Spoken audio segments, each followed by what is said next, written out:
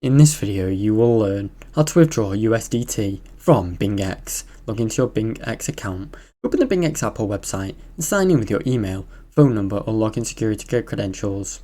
Go to the wallet section, navigate to wallet or assets on your dashboard to view your cryptocurrency balance. Select USDT, find USDT or Tether in your assets list, then click withdraw. Choose your network. Select the correct blockchain network for your withdrawal. This could be ERC20, ERC20 or BEP20. Enter with wallet amount and with wallet address. Input the recipient wallet address accurately and the amount of USDT you would like to withdraw.